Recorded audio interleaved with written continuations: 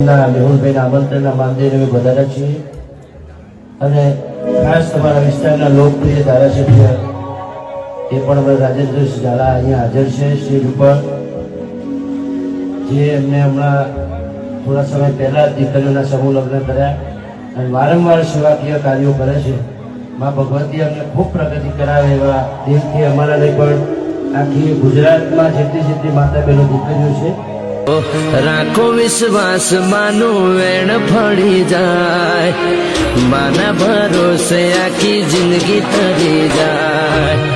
માતાના નામથી અજવાણા થાય, માના મહિમાની વાત ના રે થાય.